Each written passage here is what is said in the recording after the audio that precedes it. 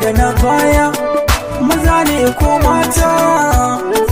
Na gano na canza tunanina, na sanarwa masoyana.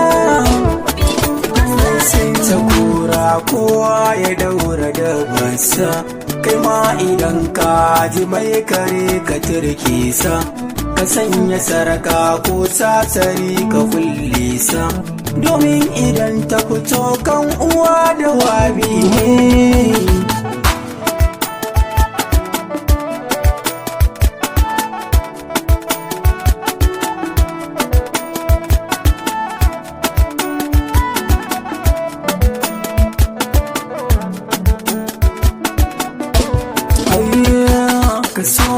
So ka shi mai cikar buri, idan ka so ka ki ka babu labari.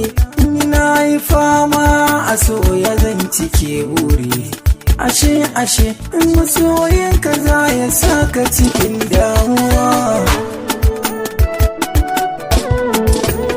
Ina da labari mai yawan rikitarwa, idan na fara na ji na so makarkarwa. Sabida haushi tamkar na rataye kai ne, ka so mutum in shi ku yake rashin fahimta ne.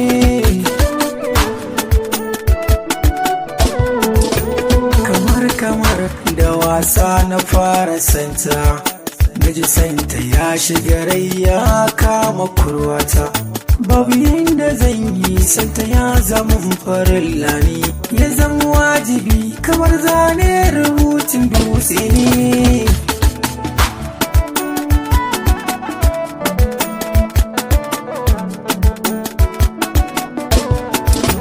Dan Allah ce maka zan so ki daina juya ni, sai da na riga na kamu sannan ki kyale ni.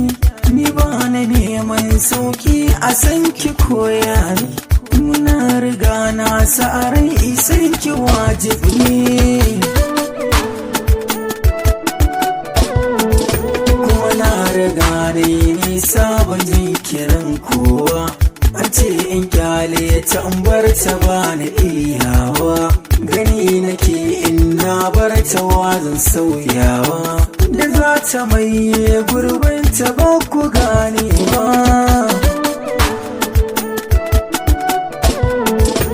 Ta ce da ni ba kai kama da wanda zan so ba, ba kai cike gurbin wanda za na nuna ba. Ko da iyaye na ba za su karɓi hujja ba, ka je ka nemo tsaron ka ba ka gane ba.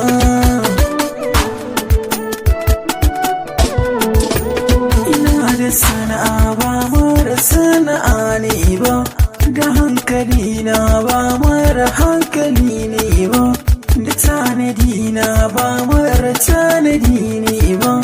Ki tausaya mun kina san ki yayi mun sane.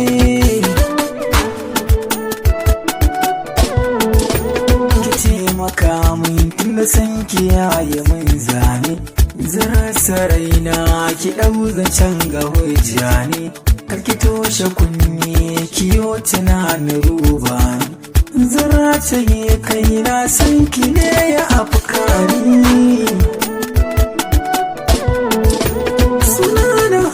Suna gaskiya ku tantance, Allah ji kan soyan mawuna a cin kwance, ya kai rahama kamar sako a kai kince. Ashe ni din zana mai gurbi ne.